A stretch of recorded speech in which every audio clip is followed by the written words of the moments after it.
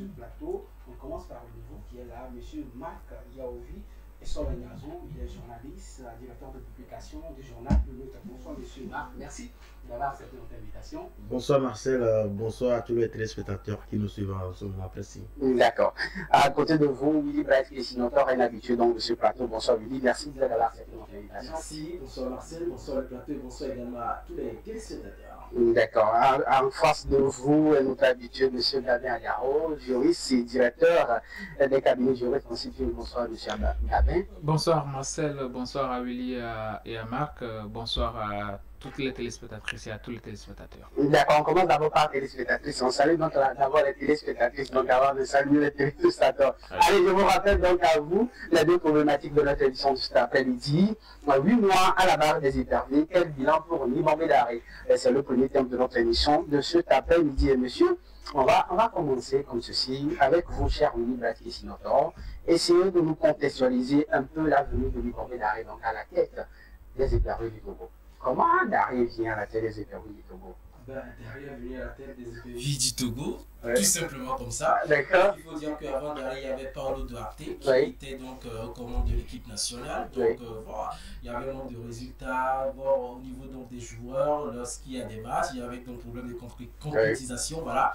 Donc il y a des débats qui sont partis ici et là, problème technique, problème tactique. Les joueurs ne sont pas habitués à jouer ensemble.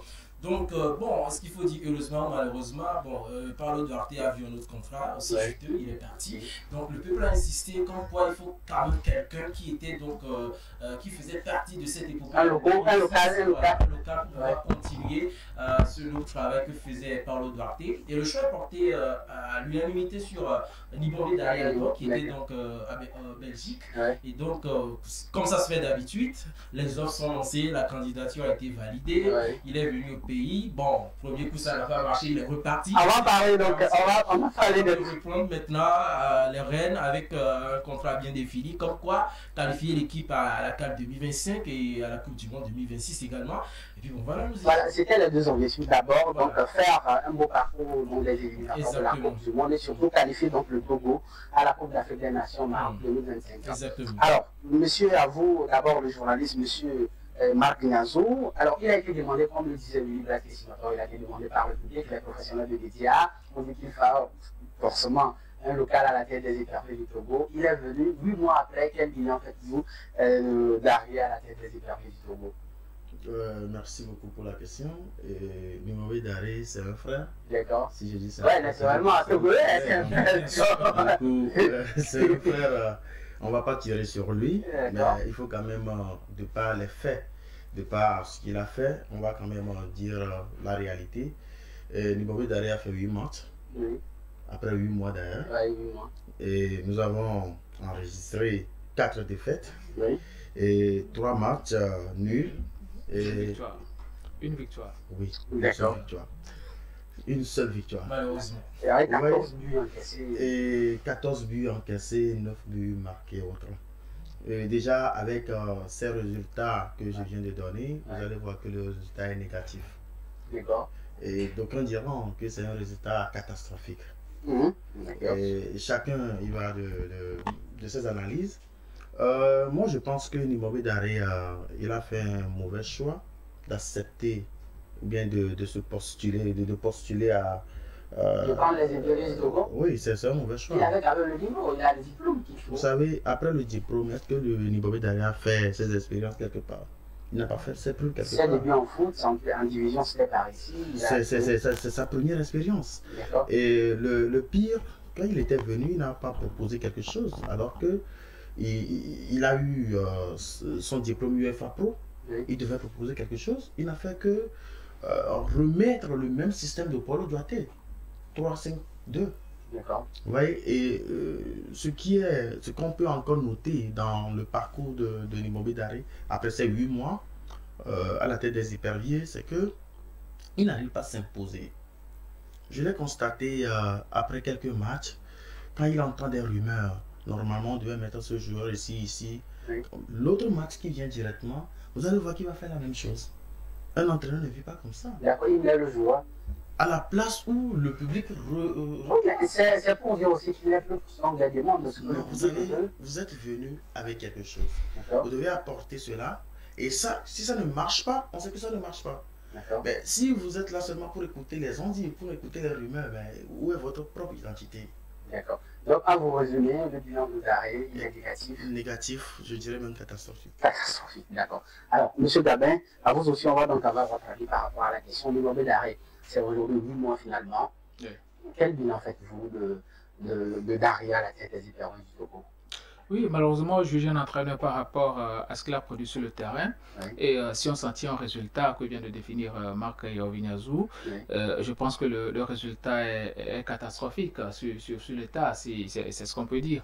Quand on s'en tient au fait. Hein. Oui. Maintenant, c'est un échelonnement de choses, c'est beaucoup de choses qui ont contribué quand même à ces résultats-là. Si aujourd'hui, la fédération et même le ministère des Sports n'arrivent pas à poser le débat, ça veut dire que bon, eux-mêmes ils savent très bien ce qui s'est passé jusqu'à ce qu'on ait ces résultats aujourd'hui. Dans les normes, ces résultats ne doivent pas étonner le public sportif togolais, parce que véritablement, quand on voit pratiquement depuis l'époque Claude Leroy, hein, après la participation à la CAN 2017 qui a vu la dernière match d'Emmanuel Adebayo-Cheye et compagnie, et après Paulo Duarte qui a fait ses preuves ailleurs, en Angola et au Burkina Faso, qui a conduit le Burkina Faso jusqu'en finale même de la Coupe d'Afrique des Nations en 2013 où on a été quart de finaliste. C'était Duarte qui nous avait éliminés en quart de finale.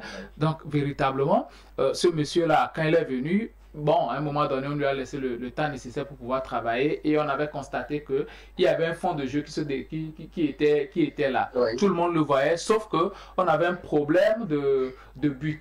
Les attaquants n'arrivaient pas à marquer. Et à un moment donné, lui-même, il s'est posé la question de savoir bon, si c'est spirituel ou pas. Ouais. C'était un peu ça son problème. Sinon, avec Paulo Duarte, bon, on arrivait quand même à produire du jeu. Maintenant, après son départ, puisqu'on ne lui avait pas demandé de partir, c'était oui. Une démission de sa part. Oui. Après son départ, on avait souhaité que, bon, vu que le problème persistait, ce serait mieux, hein, au vu de la situation, de faire venir un local qui a quand même le diplôme. Je le souligne ici que Nibombé Daré, quand même, tout le public sportif togolais l'avait réclamé, oui. Pratiquement, je peux dire 90%, oui. Et y compris les masses médias, tout le monde l'avait réclamé parce que il avait les mêmes diplômes que les Blancs et autres, là, donc avec les Vincent Compagnie, et même dans le club formateur, il a eu à faire ses preuves. Donc on s'est dit, au moins, il connaît le nid des éperviers, qu'il vienne faire ses preuves ici, on va voir ce qu'il en est. Maintenant, le problème aujourd'hui, c'est qu'on ne sait pas véritablement le cahier de charge qui avait été défini à Nibombé Daré, le temps qui lui a été donné,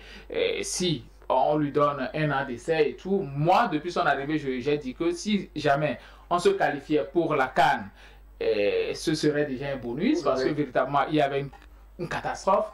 Parce que les gens pensent que parce que Daré a été nominé, il va faire de la magie. Non, il ne fera pas de la magie parce que quoi? D'ailleurs, quand vous signez un contrat, au-delà du paiement du salaire, oui. Il faut donner les outils de travail. Et quels sont les outils de travail qu'on a mis à la disposition de Nibombé Daré?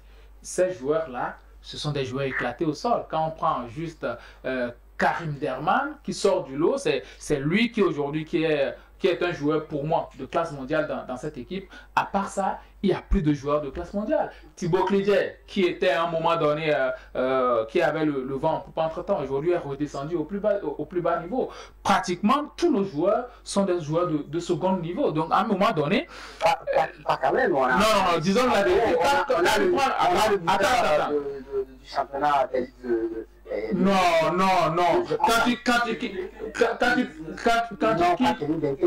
On a le... Qui Fodo là-bas. Non, pas Fodo là-bas. On a le jeune joueur qui est fini l'année dernière, donc le meilleur buteur du championnat de la Belgique, qui évolue également très bien, qui également c'est un joueur de la classe mondiale.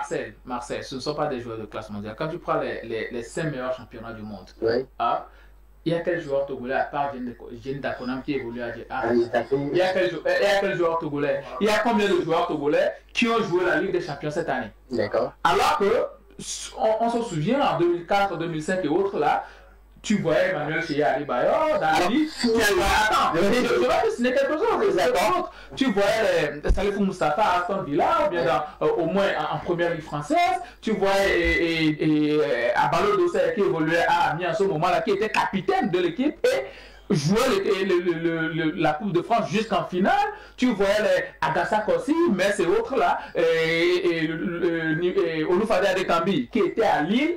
On avait des joueurs, hein, même s'ils n'étaient pas titulaires indiscutables, c'était des joueurs qui évoluaient au plus haut niveau, qui côtoyaient les plus grands. Donc à un moment donné, la question de savoir quels sont les joueurs que nous avons aujourd'hui, les outils de travail à la disposition de à la disposition de Daré. Donc à un moment donné, c'est la responsabilité, elle est à tous les niveaux. Et bon, Daré il est responsable du choix qu'il fait et du dispositif technique et tactique sur le terrain. Mais en réalité, moi, on peut évaluer juste à 10% sa responsabilité dans ce qu'on est en train de vivre actuellement. Alors, lorsque vous parlez donc de cahier de charge, je pense quand même que les premiers objectifs donc assignés à Daré, c'était d'abord de qualifier le Togo à la Coupe d'Afrique des Nations et faire un beau parcours pour les éliminatoires de la Coupe du Monde. C'est quoi un beau parcours? Un beau parcours. Oui,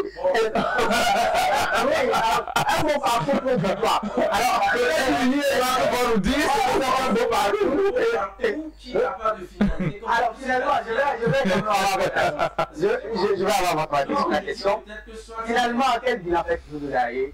Mme l'a dit, c'est un bilan qui n'encourage même pas, qui laisse à désirer. On le sait très bien parce que Daré est arrivé à un moment où le public sportif togolais avait très soif de victoire, non seulement, mais de se poser aussi à l'échiquier international. On se rappelle, comme Gabien l'a dit tout à l'heure, Adebayor avait terminé sa carrière. Bon, ça fait longtemps qu'on n'a plus participé à une CAN. Pourtant, le Togo est un pays qui a un statut de mondialiste. Et depuis 2006, il y a eu donc des générations avec l'époque d'Adebayor qui ont continué quand même avant de s'arrêter. Donc aujourd'hui, avec la nouvelle génération qui vient, bon, en tout cas, à mon avis, j'ai constaté qu'il y a une certaine censure, il y a un certain, je vais dire, bon, clivage, on peut le dire comme ça, qui ne favorise pas vraiment cet engouement, cette motivation de pouvoir travailler. Bon, maintenant, un entraîneur local est là, qui était déjà là, qui avait joué, qui savait comment évoluer les choses à l'époque. Gabien parlait des outils de travail, on se rappelait très bien, 2003-2004, lors des éliminatoires, il n'y avait pas quand même tous les outils, tout n'était pas quand même au point. Mais on reconnaît quand même le sens du patriotisme, la motivation, mouiller le maillot pour le pays. Ouais, je ne refuse pas, mais il y avait quand même toute une population qui vous regardait. Vous avez cette charge-là de pouvoir donner le meilleur de vous-même. Aujourd'hui, s'il n'y a pas ça, ça veut dire que quelque part, il y a un problème. Je vous donne le cas de l'exemple de Ghana.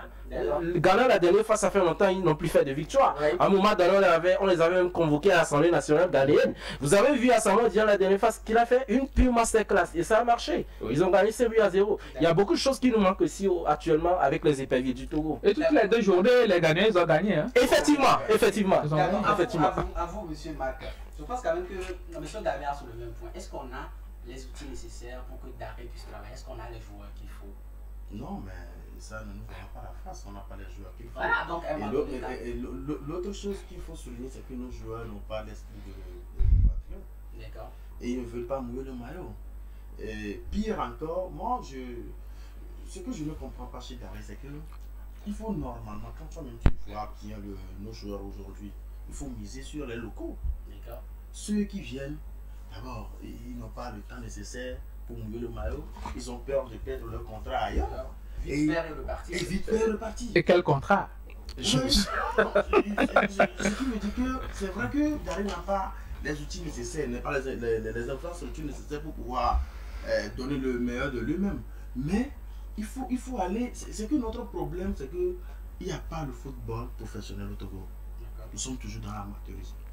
Donc, ce qui fait qu'on n'arrive pas à décoller. Vous voyez? Donc, si aujourd'hui, moi je l'ai déjà dit dès la prise de mon parole, je disais que Daré a fait un mauvais choix d'accepter les éperviers. Sa décision de prendre les éperviers? Non, mais connaissons bien les éperviers, il y a beaucoup de pression. Dans d'autres domaines également. Aujourd'hui, Daré a les mains liées. Peu importe la manière dont il est venu. D'ailleurs, avant son arrivée même, vous avez vu tout ce qui s'est passé? Oui. Il a les mains liées. Oui. Donc du coup, avec toutes ces choses-là, et au-delà de ça, il faut questionner aussi la métaphysique. Oui. Alors, Pourquoi on n'arrive pas toujours à concrétiser les choses? Parfois, vous voyez que mais ça, on peut gagner. Tout le monde sait. Il y a une chose, un refrain que nous avons. Oh, mais premier mi-temps, on a bien joué. Hein? C'est deuxième mi-temps qu'on n'a pas pu jouer. Premier mi-temps, mais on s'est donné rien. Mais pourquoi on n'arrive pas à concrétiser? Monsieur Niazo, lorsque vous parlez donc de Daré qui a cette photo, les éperviers du Togo, on a failli, qui a été numéro 2 de l'équipe nationale ivoirienne, 6 mois ou 8 mois après, il a pris les règles de l'équipe nationale. Aujourd'hui, on a les résultats quand même. Le Togo, c'est le Togo. C'est tout ce que je peux te dire. Le Togo, c'est le Togo. Les réalités ne sont pas les mêmes. Tout simplement. D'accord. Alors, à vous, monsieur Daber, si on doit relever, vous parlez donc de 10% donc, de la responsabilité de Direction d'apprendre l'ensemble des échecs qu'enregistrent donc les éperviers depuis il y a 8 mois. Quels sont les points faibles finalement de Daré aujourd'hui à la tête des éperviers? Je dirais les points faibles du football togolais. Parce que vous savez, pratiquement, on parle des joueurs locaux, ça veut dire que forcément on doit se baser sur les joueurs de la première division. Mais aujourd'hui, c'est très compliqué de pouvoir aller sur un terrain de football de première division et puis de s'éclater comme on le faisait avant. Avant, quand on dit il y a un duel aujourd'hui à Gaza, étoile filante, c'était tout feu, tout flamme. Mais aujourd'hui, ce n'est plus la même chose. C'est que les joueurs même sont fatigués. Déjà, ils sont déjà très vieux. Avant, on avait un vivier.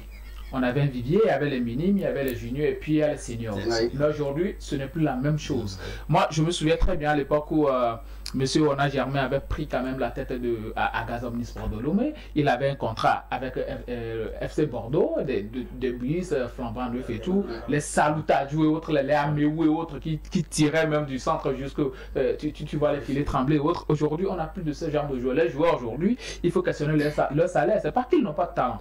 Les joueurs togolais, les jeunes, ils ont assez de talent. Mais quand déjà tu es en train de jouer au football et que à peine tu vas te sortir avec un salaire de 50 000 francs par mois, tu as une femme et des enfants, mais des joueurs de football de première division qui, pendant le week-end, tu les retrouves au marché Kidjana ou bien lundi matin, tu les retrouves au marché Kidjana en train de vendre des chaussures de la friperie. C'est assez compliqué pour ces gens-là de se consacrer au football. Et avant, les résultats de Chéi, les Segbefia et autres là qu'on avait connus, la Brock Amaldine qu'on avait connu, mais c'était le résultat de centre de formation à Poussa-Camelio. Mais aujourd'hui, en dehors de Swallows, quel est le centre de formation qu'on a qui produit véritablement de joueurs, qui produit un véritable vivier pour le football togolais? Aujourd'hui, c'est très compliqué. Quand vous voyez notre niveau de championnat, ça fait pratiquement 6 ans qu'on nous promet la professionnalisation du football au Togo. Mais on ne peut pas jouer un football avec une indemnisation juste de 10 millions, à peine 10 millions par an.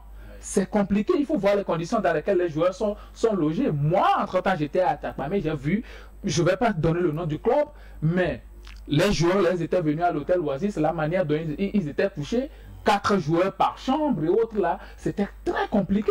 Quand tu vois ce genre de conditions, tu te poses la question de savoir comment ce joueur-là peut se donner le jour suivant. La manière dont ces joueurs-là sont en train d'être traités, ce qu'ils mangent, ce qu'ils consomment, et même les infrastructures.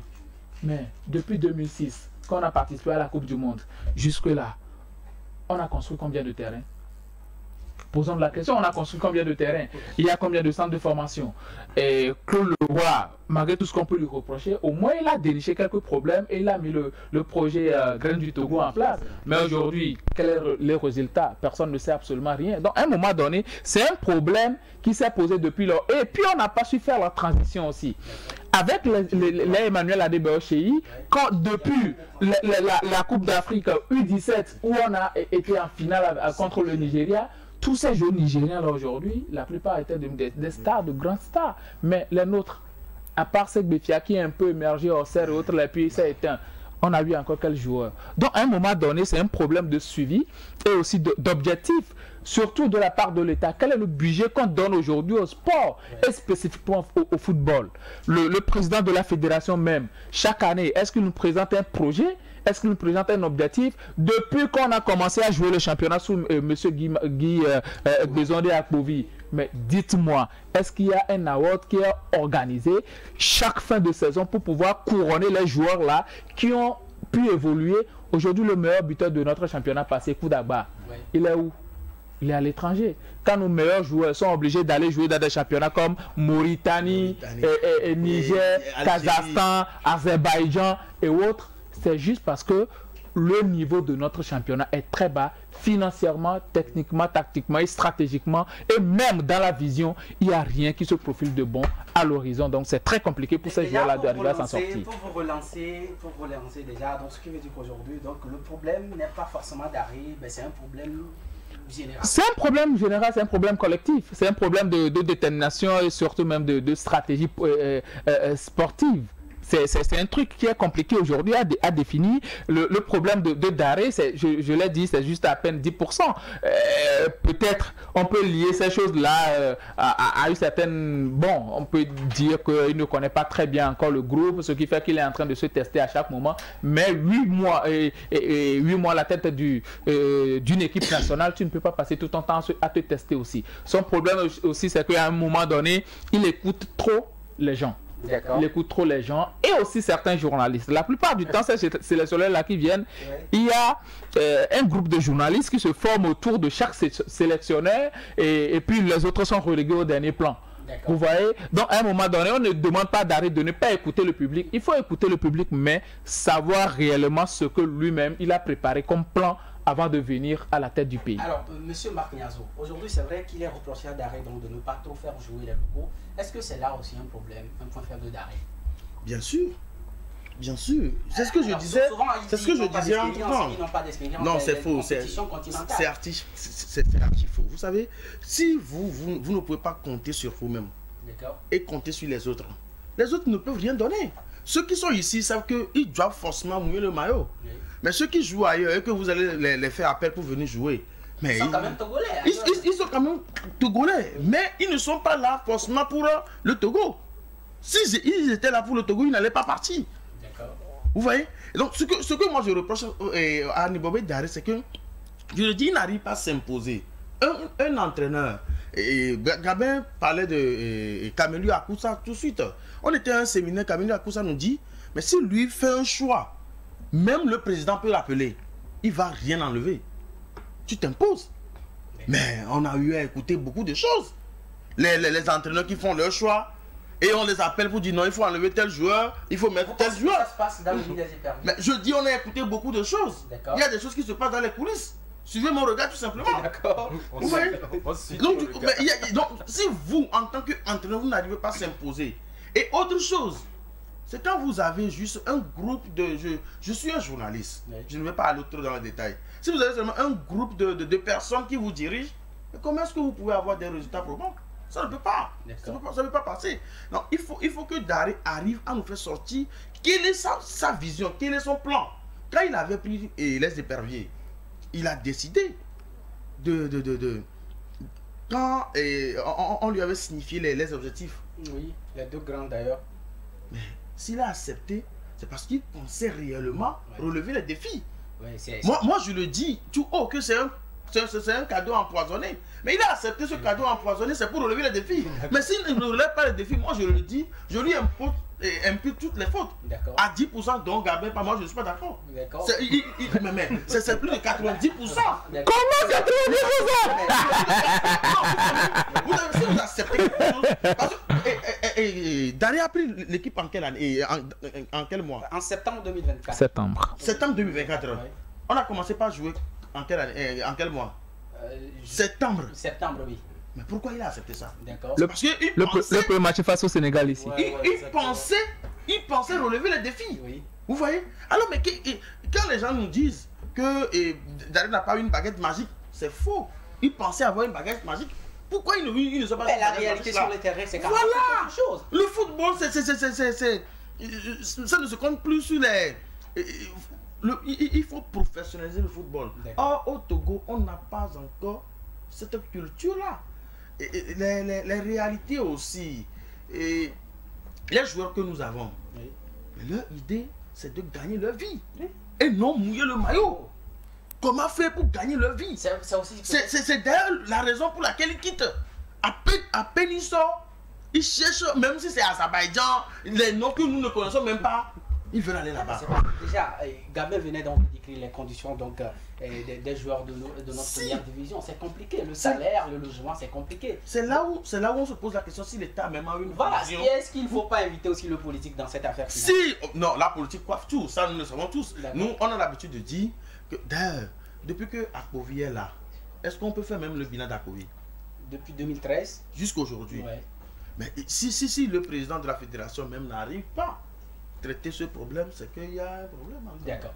Monsieur Willy Brett Kessino, je suis là. 8 mois, est-ce que c'est déjà, ce n'est pas trop tôt de juger d'arrêt? 8 mois, il n'a pas une baguette magique pour venir changer tout ce qui est problème du football togolais. Il a un contrat de 3 ans. Il n'a même pas encore fini 1 an. On le juge déjà. 8 mois, ce n'est pas trop tôt. Non, c'est pas trop tôt. Ce n'est pas trop tard aussi. Parce que bon, je suis sûr que Darian, en venant ici, avait très bien défini cette propre motivation à lui. Avant de pouvoir prendre les billets pour arriver au Togo pour signer ce contrat. Je ne suis pas sûr qu'à un moment donné, on l'a forcé à le faire. Vous savez, quand vous êtes technicien dans un domaine et que bon, les citoyens lambda vous disent ouais, tu peux faire ci, tu peux faire ça. Étant technicien, maîtrisant très bien le domaine, tu sais très bien quelles sont tes réelles limites et qu'est-ce que tu ne peux pas faire, qu'est-ce que tu peux faire. On est d'accord. Donc, je pense qu'à un moment donné, ça aussi, ça a manqué. Ce que moi j'ai remarqué sur toute la ligne, c'est que peut-être que notre coach manque un peu de motivation, de confiance, voilà, en lui-même et en ses joueurs. Il est très bien payé quand même. Non, motivation payée, bon, ça c'est bien. Je parle de motivation gonflée à bloc. Ouais, le mindset, la confiance en soi, la confiance en ses joueurs. Vous avez parlé de MS Faye tout à l'heure. MS Faye n'a pas débarqué en Côte d'Ivoire comme ça. Non, le gars il travaillait depuis, même étant entraîneur numéro 2. On lui a tendu la pêche, bah, il a répondu tout de suite, ça a marché. Il a toujours dit qu'il a cru en ses joueurs. Et il transmettait toujours cette confiance-là à ses joueurs, comme quoi vous pouvez le faire. Il n'y a que vous qui puissiez le faire. C'est votre génération. Quelque part, vous devez ça. Pourquoi je parle de confiance? À l'époque 2003, 2004, 2005, des éliminatoires, il y avait quand même un certain leadership dans l'équipe. D'accord? Il y avait quelqu'un qui était là, qui boostait. Il y avait tout le monde qui était vraiment concentré, focalisé sur la chose. Aujourd'hui, ça manque.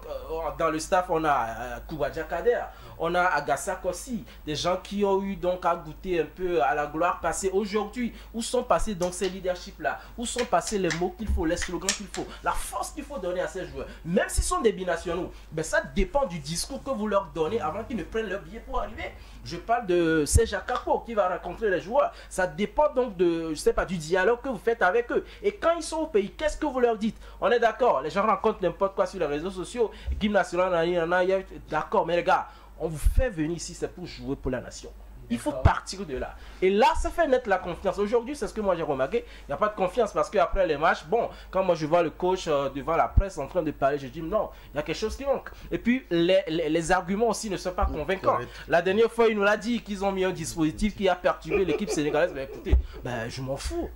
On n'est pas là pour perturber l'équipe sénégalaise. On connaît très bien l'équipe sénégalaise. Il y a 5, 10 ans, 20 ans en arrière, bon, l'équipe sénégalaise ne pouvait pas se tenir devant l'équipe du Togo. Allez demander Diouf, allez demander Harry Camara, Tony Silva, ils vont vous le dire. Aujourd'hui, vous allez au Sénégal, vous nous dites que vous avez perturbé. C'est pas ça qui va nous donner les 3 points. C'est pas ça qui est dans le contrat en fait. Ouais, voilà. Il faut qu'on s'asseye pour voir les choses. Certes, on dit que c'est un cadeau empoisonné, d'accord. Mais asseyons-nous, revoyons le contrat. Là où il y a les failles sur les compartiments sur le terrain, il faut réévaluer tout ça. Maintenant, il faut un réel dialogue. Il faut arrêter de se voiler la face. Sinon, je vous assure, on peut faire venir José Mourinho, on n'ira nulle part. D'accord. Alors aujourd'hui, monsieur Gabin, est-ce qu'on n'a pas aussi un problème de portier finalement? Lorsqu'on voit donc les matchs de Daré, il a fait jouer pratiquement 4 portiers, ça marche toujours pas. Est-ce que finalement on n'a pas un problème de portier? Oui, ça pose le véritable problème du niveau de nos joueurs. Le Togo, entre-temps, son premier point fort, c'était quand même les portiers. Depuis les Numombe Wake et autres, la Tony Sylvestre, Agassa, Obilale. Obilale, c'était quand même le dernier. Très bon portier qu'on a connu. Et puis par après, Patatra, on est tombé dans des travers. On a connu Barcola, quand il était en France, il était très bon. Mais il était tombé dans des travers. On n'a jamais rien compris par rapport à ce qui est arrivé quand même à ce jeune gardien. Il est encore très jeune, hein, sauf que bon, son niveau a véritablement beaucoup baissé. C'est pas que le côté gardien, même à la défense, ça peine. Les gens ont du mal à faire sortir les balles. Et avant, nous avons quand même une épine dorsale. Aujourd'hui, on n'a plus cette épine-là. Avant, l'épine dorsale, quand tu prends la défense, tu voyais Agassa Kossi, tu vois Tchangaï Mazama sort, paix à son âme, à Balo Dossé, qui était véritablement des leaders. Bon, Daré lui-même, Daré lui-même, il était très nonchalant. Moi, en tant que joueur, je n'ai jamais apprécié Daré parce qu'il était très nonchalant. J'ai toujours apprécié la paix. J'ai toujours apprécié la paix à Balo Dossé, Tchangaï Mazama sort parce que Tchangaï, il était très teigneux sur l'homme, très dur sur l'homme. Au milieu de terrain, quand vous prenez Chérif Touré, Senaya Junior, Azianou Kakla, c'était pas un bon meneur de jeu, mais il ratissait large, il était au feu à tout moment pour récupérer la balle et donner ça au playmaker qui était Chérif Touré et puis Senaya Junior. Et puis en attaque, on avait quand même le mastodonte Emmanuel Adebayo-Cheyi, Koubadia Touré. Et même si Cheyi était bloqué, Koubadia a lui créé de l'espace, il courait de tous les côtés. Et quand on faisait rentrer au Loufadé, ben, il faisait mordre la poussière aux défenseurs. On n'a plus véritablement ce genre de joueurs. Ça montre aussi l'ambition. Aujourd'hui, est-ce que nos joueurs ont véritablement de l'ambition pour progresser premièrement avant de penser à l'argent? Maintenant, quand tu parles d'en haut, je le dis toujours, notre championnat, la subvention de l'État au club, ça n'atteint même pas 10 millions de francs CFA. Maintenant, ce sont des mécènes qui se portent volontiers pour un temps soit peu aider les équipes. Mais vous allez voir que aucun président ne tient pendant 5 ans à la tête de nos clubs. Il se fatigue financièrement. Parce que imagine, pour un seul déplacement, moi j'ai eu à discuter avec un président de club en 2023, il dit, pour un seul déplacement de son équipe, parce que bon, le club est un peu à l'intérieur du pays. Pour le déplacement de ce club-là, de ces joueurs, pour aller jouer un seul match, il est déjà entre 300 400 000. Sans compter le salaire autre là. Donc, imaginez le nombre de journées et multiplier ça. Sans compter le fait que quand un joueur a des problèmes, il va venir te voir. Quand sa femme est souffrante, quand son enfant est malade, il va venir te voir. Moi, j'avais fait Bekota avec l'honorable Dieudonné Gagou. Oui. Il était président d'Anne de Ngotien. Je vous assure, même en période de vacances des joueurs, sa maison était remplie. Parce que tout le monde venait avec ses problèmes. À un moment, sa femme était fatiguée. Elle était obligée de bloquer le portail parfois pour que bon, les gens puissent rentrer chez eux. Donc, à un moment donné, c'est une question d'objectivité, c'est une question de politique sportive. Quelle est la politique que nous-mêmes nous menons? Je viens de parler de construction de stade. Il n'y en a pas. Quelles sont les infrastructures qu'on a depuis le stade Omnisport de Lomé? Depuis 2007 qu'on a mis ce gazon synthétique-là. Est-ce qu'on a rénové ça? On a rénové? Monsieur Martial. Tu demandes à qui? Tu poses la question à qui? Je t'écoute. On a vu Senghor à la tête donc, de la Fédération sénégalaise de football qui a travaillé sur 10 ans. Aujourd'hui, on a les résultats donc, avec les différentes équipes donc, sénégalaises. Est-ce qu'aujourd'hui, il faut finalement également définir une politique du football togolais pour une durée 5 ans, 10 ans, avant d'espérer avoir quand même les résultats? Bien sûr, moi je l'ai déjà dit sur une antenne sœur que normalement on doit mettre fin à notre participation. Hein. Oui. Si le faut, même on peut vendre l'équipe. Hein. Vous m'excusez, mais si le faut, on peut vendre l'équipe. Privatiser? Vous savez, privatiser, ça serait mieux. Sans une politique saine, on ne peut pas avancer. Vous savez pourquoi? Tant que les politiques ne donnent pas les moyens, ceux qui sont à la tête de notre équipe ne peuvent rien faire. D'abord, il faut non seulement les moyens, mais il faut aussi faciliter les choses. Donc, ceux qui sont à la tête, s'ils doivent toujours recevoir des coups de fil pour faire ceci, pour faire cela, mais ils ne peuvent rien donner. Il faut donner la gratitude à tout le monde de travailler. Ce n'est pas que le Togolais n'est pas talentueux. On est très talentueux.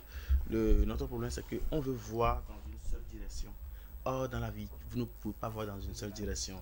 Il faut la diversité. C'est la diversité qui donne la richesse à tout le monde. Donc, du coup, il faut une politique saine et, je dirais, riche qui peut quand même motiver les joueurs à aller. Vous savez, je vais vous dire quelque chose. On avait connu des gens qui aimaient véritablement le football et qui étaient à la tête de nos clubs de première division. Quand vous prenez le sieur Tata Avlessi de Maceda, qui avait tout fait pour construire même un stade et qui a participé au préliminaire, même jusqu'à aller en poule dans la Ligue des champions africaine. Quand nous prenons Maranat FC de l'honorable Améi Gabriel, ces gens-là, l'État aurait pu les accompagner, qu'aujourd'hui, on aurait quand même de très bonnes équipes. On prend le cas du maire Winnie Dogbatia de Kbalime qui était à la tête de Gomido. Qu'est-ce qu'on a fait de ces hommes-là? Est-ce qu'on a pu les accompagner? C'est ça le problème aujourd'hui. Des gens qui aimaient la chose footballistique, le regretté Auguste Dogbo. Ces gens-là qui aimaient le football, qui injectaient de leur argent, l'argent de leur business dans le football, de leur propre poche, parce qu'ils aimaient véritablement le football. Ces gens-là qui ont inscrit le nom même de notre première division quand même dans l'annale du football togolais. Mais qu'est-ce qu'on a fait de ces gens-là? Les joueurs comme le Nouveau Bako et autres là, les Aouno Papa, ils sont passés où? On va toujours parler de Daré. On a quelques minutes pour sortir de cette thématique. Alors, monsieur, aujourd'hui, les deux objectifs phares signés à Daré ne sont pas finalement atteints. On parle donc de la qualification à la... On savait très bien qu'il n'allait pas les atteindre. Tout ça là, c'est à l'eau. Déjà, ça là, c'est à l'eau. Mais celui avec qui il a signé. D'abord, il faut souligner un fait qui est très important. Parfois, quand je vois certaines choses, quand j'observe, c'est comme si on nous prend pour des bêtes. Vous m'excusez le terme. Est-ce qu'on connaît le cahier de charge de Daré? Ce n'est pas normal. D'accord, on sait qu'il a un contrat de 3 ans. Non, est-ce que, en tant que journaliste, on a fait tout de notre possible pour savoir ça? On ne connaît pas. D'ailleurs, même pour le salaire, même c'est avec difficulté qu'on a su cela. Vous voyez donc, quand on va aux informations, mais on n'a pas des informations, mais c'est ceux qui veulent diriger, mais ils n'ont qu'à diriger, tout simplement.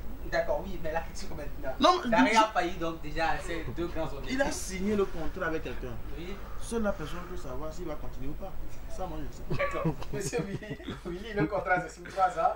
Les deux objectifs phares qui nous ont donc été assignés, c'est bien sûr donc de qualifier le Togo à la Coupe d'Afrique des Nations Maroc 2022. Ça, c'est déjà à l'eau. Et faire un beau parcours. Oui, justement. Peut-être actuellement, on pourra parler de beau parcours, mais bon, on va voir les résultats. Vous savez, c'est déjà mort. Hein. L'essentiel actuellement, c'est de revoir les thèmes du contrat, comme Marc l'a dit, ce qui suit, parce que les parties essentielles sont déjà ratées. Après, bon, peut-être qu'on nous parlera encore de reconstruction, on ne sait jamais. D'accord, moi je ne suis pas contre ça, mais il faut trouver les réelles stratégies pour bâtir vraiment une certaine reconstruction. On a vu des équipes qui ont parlé de reconstruction, ils se sont revenus en force. Ouais. Aujourd'hui, c'est quand même bizarre qu'on trouve des petits... Depuis 2017, on parle toujours de reconstruction. Chantier jusqu'au... Voilà, sauf qu'il manque les réelles stratégies pour assurer cette reconstruction-là, un véritable leadership. Et puis bon, je dirais peut-être au coach et au staff d'aller faire donc une introspection. Hein. Monsieur Gabel, oui. On va sortir de cette thématique. Alors Daré aujourd'hui, il a failli donc déjà à ces deux grandes émissions. Oui. Qu'est-ce qu'il faut retenir des vidéos passées à la tête des éperviers? C'est un échec. C'est un échec, c'est tout ce qu'on peut retenir. Bon, il a encore pratiquement d'ici jusqu'en septembre 2027 pour recoller les morceaux, parce que je ne pense pas que le Togo va le démettre de ses fonctions. On risque de payer une grosse amende quand même. Donc on ne va pas prendre ce risque-là maintenant. Même à tous les niveaux, c'est un échec. Hein. Quand tu prends même le CHAN, les locaux ont failli à leur mission de se qualifier avec à leur tête Kobada Touré. Même pour UFO et autres là, on a pratiquement raté le coach. Ça veut dire qu'à tous les niveaux, on est au bas niveau. Oui, non, ce n'est pas seulement Daré, mais la plupart du temps, c'est l'élite qu'on voit. Vous voyez, c'est l'élite qu'on voit, et puis ça empiète pratiquement sur tout le monde. C'est très compliqué. Bon, ce qu'il faut pour Daré aujourd'hui, c'est de tenir quand même un langage de vérité. Tu ne peux pas faire une piètre formation et venir dire que non, vous avez dérangé l'adversaire. Vous n'allez pas sur un terrain. Parce que le discours aussi, ça compte. Bien sûr. Ce qui a changé chez les Ivoiriens, c'est le discours de Mesfaye. Voilà. Sinon, c'était les mêmes joueurs. Hein. Mais le discours, l'attitude, tout a changé. Voilà. Mais aujourd'hui, nos joueurs, ils ont quel langage corporel quand ils entrent sur le terrain? Tu sens en même temps la défaite chez eux. C'est comme si quand ils encaissent même un but, c'est comme si c'était tout à fait normal. Ça devait arriver, quoi. Ouais. Donc, le coach doit insuffler quand même une énergie pour qu'on sache réellement que, au moins, même si les joueurs ne sont pas au top niveau, qu'il y a quelque chose qui se dégage. On avait les AT ou des Zanzan qui n'étaient pas très forts. Mais le body language sur un terrain de football, mais tu ne peux pas. Les AT ou des Zanzan, là, qu'on criait non, il ne faut pas rentrer dans la surface de réparation. Mais il avait un body language, il avait un mental de conquérant en fait. Malgré le fait que techniquement, c'était pas le cas. Donc aujourd'hui, nos joueurs, on ne constate pas véritablement ça chez eux. Et c'est à Daré d'insuffler cette énergie-là aux joueurs. Et ça, Akakpo aussi. Sincèrement, moi, je vais demander à la fédération, même au ministère, de mettre fin à son contrat. De mettre fin à son contrat. Le monsieur là n'apporte rien à notre équipe. Finalement, c'est Chéri qui avait raison. Je vais vous dire des choses. Quand le Togo devait jouer contre le Burkina Faso au Maroc, je vous jure que les joueurs étaient arrivés à la veille. Ils n'avaient même pas de terrain d'entraînement. Ils n'avaient pas de terrain d'entraînement. Alors que ça, c'est le rôle du team manager de trouver les infrastructures propices pour ces joueurs-là. Les joueurs qui devaient jouer le lendemain, ils viennent, ils n'ont pas de terrain d'entraînement et ils sont obligés de se déplacer vers une autre ville pour trouver un terrain d'entraînement. Psychologique. Ça là, ça agit. Ce monsieur-là, depuis... Mais vous avez quelqu'un qui a fait une piètre carrière, il va se pointer devant quel joueur comme peut-être un Bakola au PSG pour le convaincre de venir en sélection nationale togolaise. Il a fait une prête. Tu l'as connu où? Il a joué Ligue des Champions, il a joué UEFA Europa League même. Non, écoutez, soyons sincères, on n'a pas besoin de ce genre de personnes-là qui ne se consacrent pas à la nation. Tu es team manager. Normalement, la place de Serge Akakpo, ça doit être au Togo. Parcourir l'étendue du territoire national pour voir les joueurs qui sont en train de faire des performances au Togo. Il est toujours à Canal Plus là-bas en train de causer avec les gens en train de rigoler. On n'a pas besoin de lui.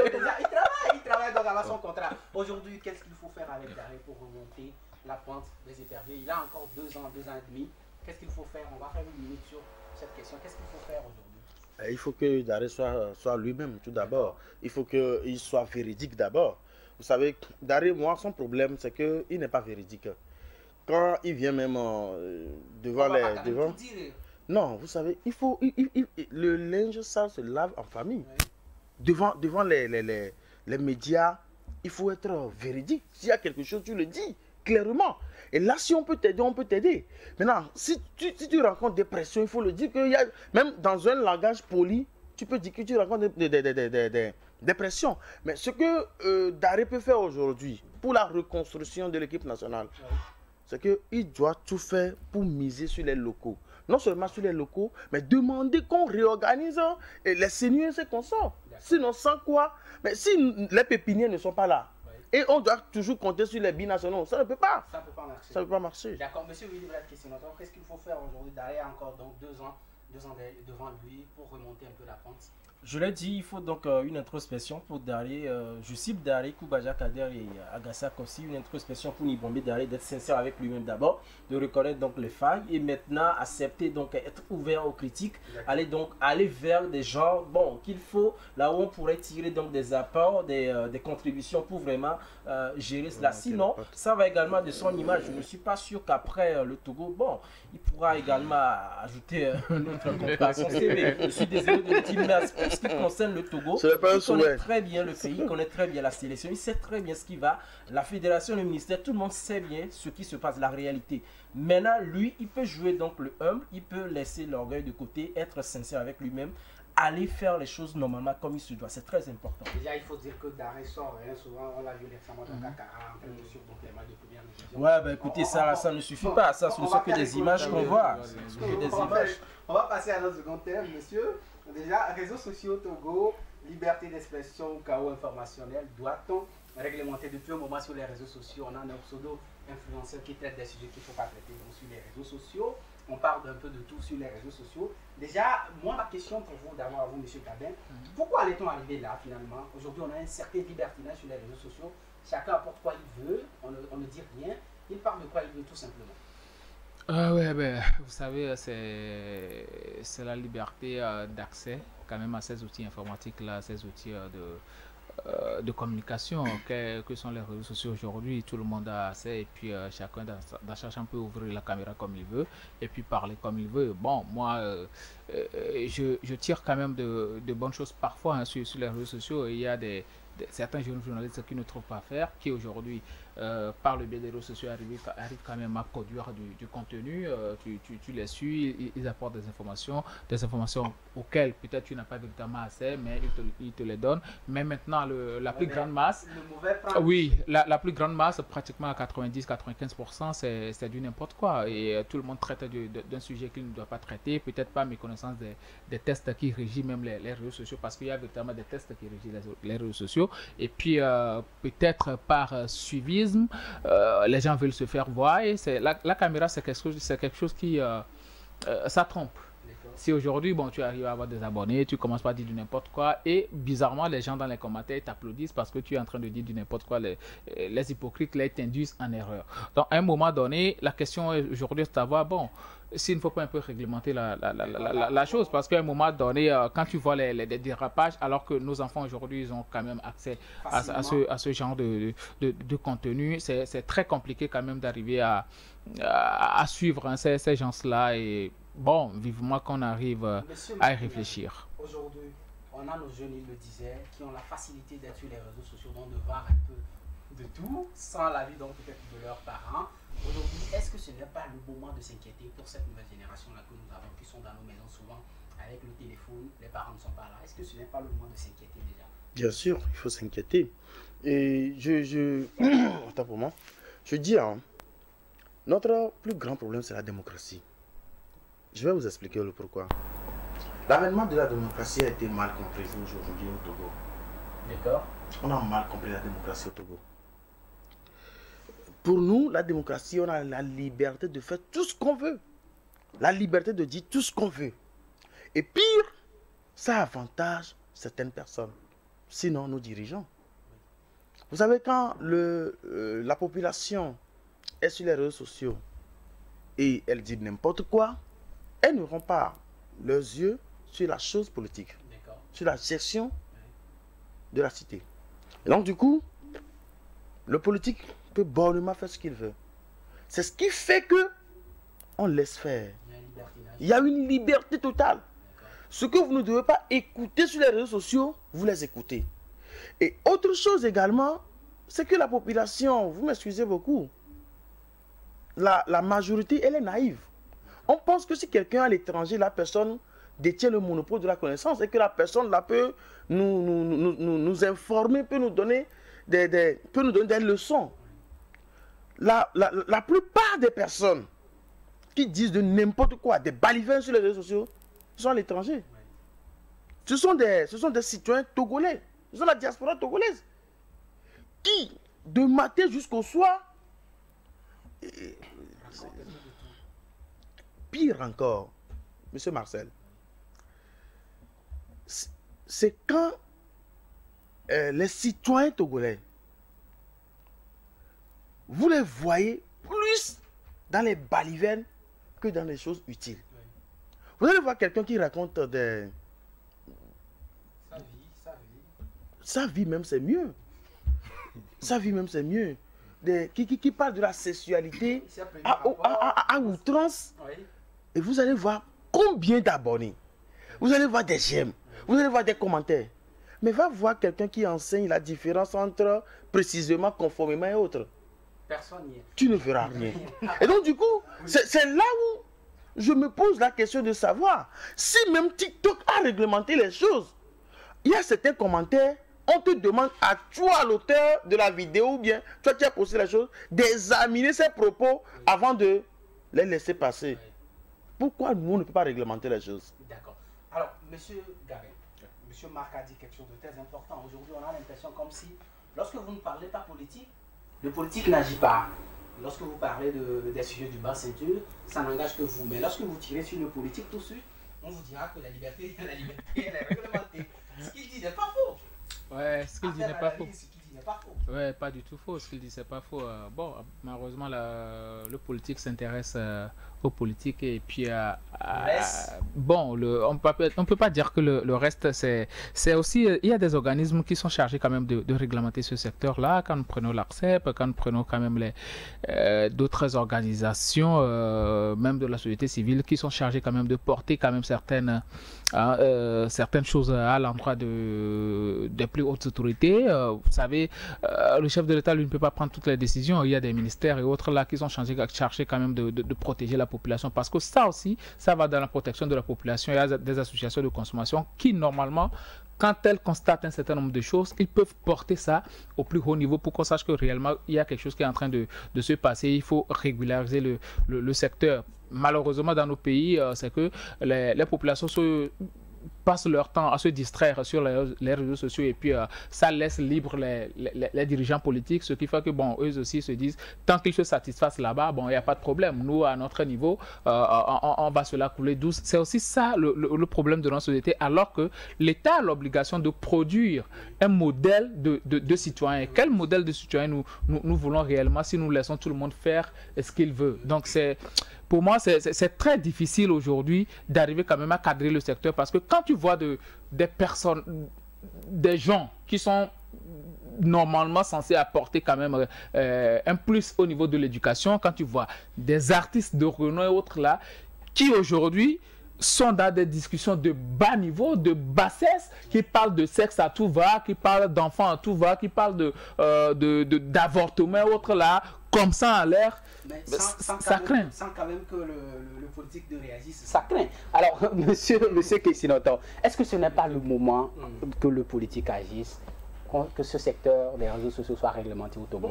On a la ACA de l'autre côté qui a donc l'année dernière signé un contrat donc avec les influenceurs ivoiriens qui désormais sont considérés comme des médias ou des hommes de médias. Donc toute sortie doit être réfléchie, sinon vous retrouvez. Est-ce que ce n'est pas aussi le moment d'agir au Togo? C'est le moment de le faire. C'est des trucs qu'on a toujours dénoncés, des trucs qu'on a toujours évoqués, mais bon, aujourd'hui c'est vrai que quand je prends le cas de la FTM, ministère de la Culture, c'est vrai qu'il y a des actions qui se posent ici et là, ils interviennent pour faire les choses, mais je pense que les réelles décisions qu'on doit prendre, comme tu le dis, ça doit être donc au niveau, soit au niveau de la HAC, par exemple, en collaboration avec le ministère de la Communication, parce que vous n'êtes pas sans savoir que les réseaux sociaux, il y a aussi les presses en ligne, comme celui de Marc par exemple, il y a beaucoup de choses qui se font, mais si les vulgarités prennent le dessus, bon, je ne suis pas sûr que c'est ça en fait l'objectif de celui-là qui a créé les réseaux sociaux, c'est pour se cohabiter, être ensemble, partager des choses, mais si ça va au-delà, c'est dommage, parce que les générations à venir, on est en train donc de gâcher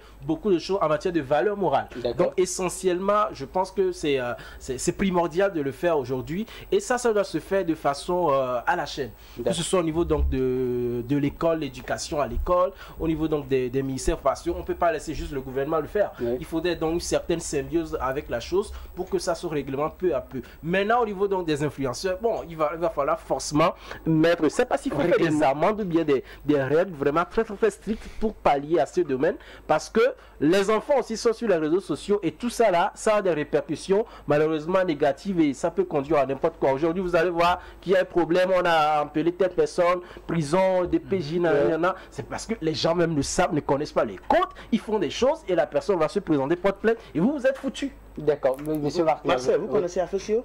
Oui. Qu'est-ce qu'il a amené en prison? Bon. Faites ta part. D'accord. Il a écrit ça où? Il a écrit ça dans un journal? Non. C'est là où j'attire votre attention. Qui a créé TikTok? C'est la Chine. C'est la Chine. Vous savez que TikTok est réglementé en Chine? Bien sûr, oui. Bien sûr. Non, c'est ce que je dis. N'est pas à la portée de tout le monde. Non, c'est simple comme bonjour. Si le gouvernement veut aujourd'hui recadrer les réseaux sociaux, il va le faire. D'accord. Il va le faire. Nous voulons pas. Il y a un manque de volonté. Il y a crier même. Manque de volonté. C'est ce que je dis, que ça, à qui ça profite. D'où nous avons titré notre article hier, quand la justice se fait, et quand la justice se taise, et TikTok devient un tribunal populaire. C'est-à-dire qu'aujourd'hui, il y a des injustices sociales à tel enseigne que tout le monde trouve sa satisfaction sur les réseaux sociaux. Vous allez voir des choses qui se sont passées dans le passé. Les gens ramènent ça aujourd'hui. Même les artistes qui devraient être un modèle pour la population, ils viennent sur les réseaux sociaux, ils disent de n'importe quoi. Et l'autre chose, c'est l'avenir de la nouvelle génération. Et là, je me demande si l'État ne voit pas l'avenir de la génération. Quel citoyen nous voulons pour demain. Quel citoyen nous voulons pour demain? Quand nous voyons ça, nous, parents, on se pose mille et une questions. L'autre fois, je vais vous raconter cette petite histoire. On a eu 6 minutes pour une minute. Oui. Il y a un parent qui sillonne le quartier, il voit, mais tout le monde parle de lui, mais il se demande, qu'est-ce qui se passe? Il n'a pas un Android. Et là, il se demande, mais il y a quoi? Tous les jours, quand je pense, on parle de moi. On lui montre la vidéo de sa fille. Vous allez voir, il a piqué Chris. La fille sort la nuit pour aller fumer chicha et autres. Mais les parents ne savaient rien de cela. Rien. Pourquoi? Parce qu'il a vu ça où? Sur les réseaux sociaux. Les réseaux sociaux sont à la portée de tous les enfants. Surtout au Togo. Donc pas quand même que c'est un secteur qu'il faut réglementer. Ça pourra faire encore office de débat parce qu'on aura beaucoup de choses à dire sur cette thématique. Aujourd'hui, je pense quand même que ça n'est de trop sur les réseaux sociaux. Des personnes même qu'entre-temps qu'on considère comme modèle viennent parler, traiter des sujets de basse ceinture sur les réseaux sociaux. Ça décrédibilise quand même la personnalité. Aujourd'hui, on peut comprendre pourquoi le public ne s'intéresse plus à tout ce qui est culture, art, parce que les artistes même ne se respectent pas sur les réseaux sociaux. Bien sûr. Allez, monsieur, merci beaucoup d'être venu. On est malheureusement donc arrivé à la fin de cette émission. C'est un plaisir. Merci beaucoup, monsieur Gavin. Merci de m'avoir invité. On n'a pas vu le temps passer. Merci également à vous, monsieur Marc. Merci à Marcel et Marcel. Merci à tout le monde. On espère quand même vous revoir. Il n'y a pas de problème. Ce baptême de feu, vraiment, c'est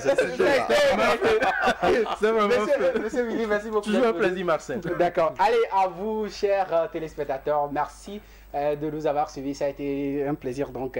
Merci de nous avoir accueillis chez vous durant les 52 minutes. On se retrouvera donc mardi prochain avec d'autres invités au cœur de la culture. Mais bien avant cela, jeudi, je serai en direct avec vous dans Histoire de succès avec une autre légende. Qui ça sera? On se donne rendez-vous jeudi à partir de 20h30 sur la 2. Merci de nous avoir suivis. Dieu garde le Togo. Allez, bye bye.